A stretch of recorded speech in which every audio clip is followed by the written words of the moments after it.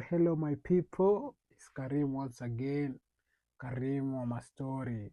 Na kama uja subscribe kwa hii channel.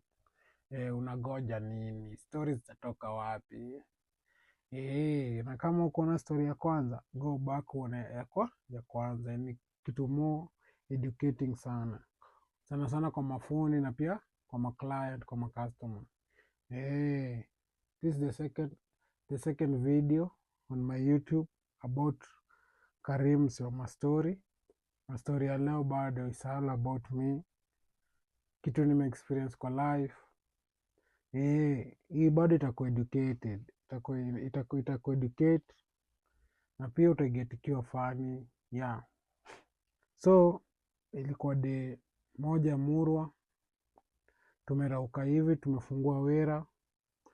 Mimi nimetulia tu kwa Wera, nimekaa kitu kama 1 hour 30 minutes, sijaona mjasi hata mmoja. But all of a sudden mjasi akatokea from nowhere. Ilikuwa mzae tu hivi, nikimpea miaka kidogo 30 to 40 hapo.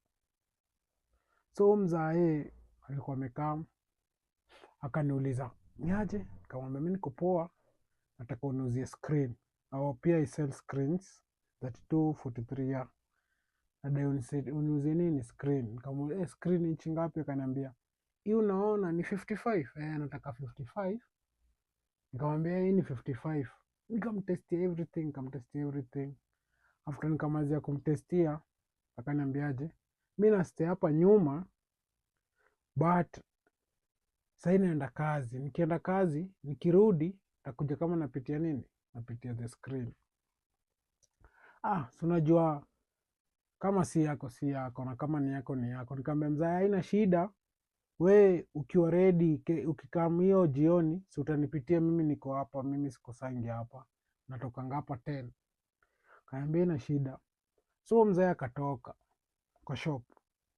Venye alitoka kwa shop, kidogo dakika kama 10 hivi, alirudi tena akaniambia, by the way kuna kitu nilikuwa nataka kukuambia na nimesahau. Our office iko na vacancy, inatafuta a messenger.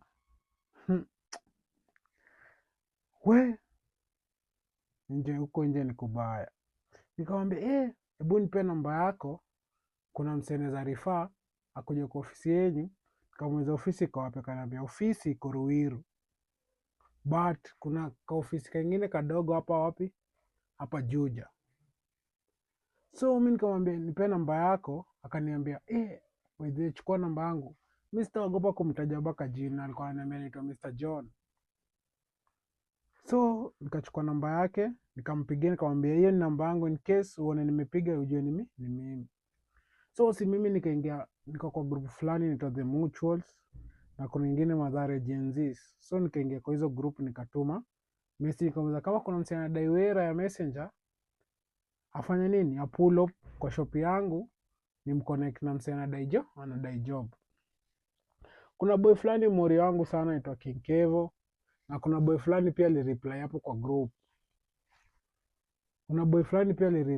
group. So watu wawili, huo group alikuwa ngumu kuja kwa shop, but King Kevo alikuja kwa shop.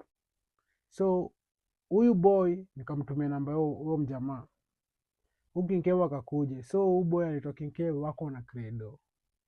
So akajaribu kupigia mjamaa, tukajaribu kumreverse, ashiki tenje. So nikauliza ule mjamaa alichukua namba online, umereach na huyo mjamaa? Akaniambia mjamaa tumereach naye, ameniambia tumeet wapi? Juja.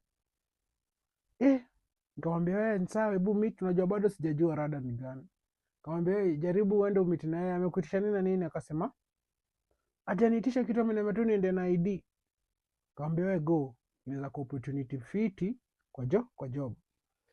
So nikamwambia King Kevo, wewe wacha kuapply juu kama hii kwa yako, achana nayo. Nikamwambia yako ni yako, mimi naamini kitu moja, kitu yako hata ukifanya nini hizi kutoka ni yako. So mimi nimetulia hivi kwa shop, si nimeachana hizo story za huo mzae. Kidogo nauliza ule boy, ulifanikiwa kugo? Akaniambia mimi sikufanikiwa juu ya mvua ilianza kunyesha, but nikaenda huko hata nichomefea na seti niko fiti kimfuko. Nikamwambia ina mambo, unaweza mtrace hadi kesho. So mi sikujua mzae ameenda kwa hizo shop zote ziko hapo karibu na mimi, akideliver the same message akisema kuna job vacancy ya a messenger. So ile majioni imefika, nimetoka hapo nje ya shop, kuna shop iko hapo next to me, chemist. Tukaanza kupiga tu na huo daktari, namwitanga tu daktari, tukaanza kumpiga naye story.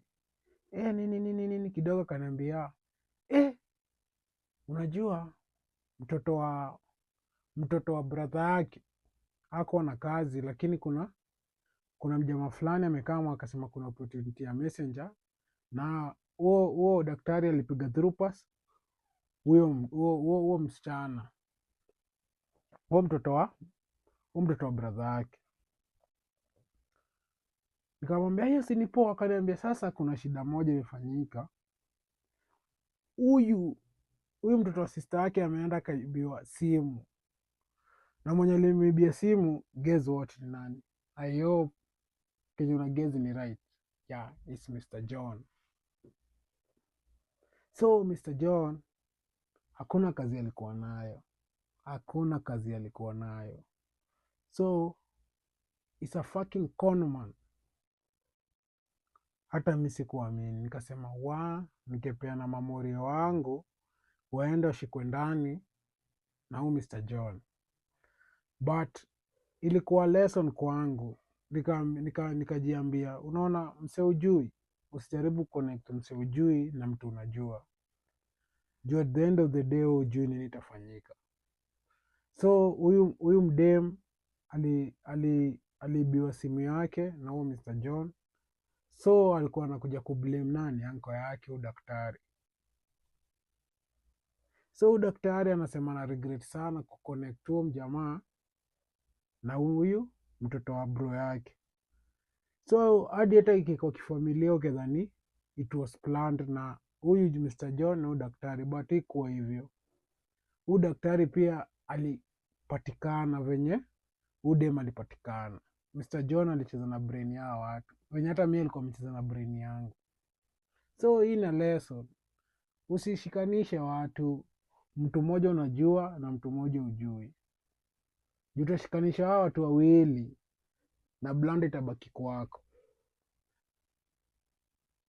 Hii life wewe fanya mambo yako, na kama ni connect mtu job, heri kuna connect mse job na mse unajua na mse ujui. Kama hii story imekuwa teaching na imekuwa educated kwako, wewe na tu pale subscribe, like, share hii video, na story mingi kama hizi zitakama. Na pia ukitaka nikupigie story zako ama story zenyu kwa hii platform yangu, comment hapo chini ama ni email. Handles zangu zote ziko hapo. Mmekuwa true sana wadau. Ile video ya kwanza imeperform poa, na ma stories zitakuja mob. I have got a lot of story, kwanza about my life, maswali yangu,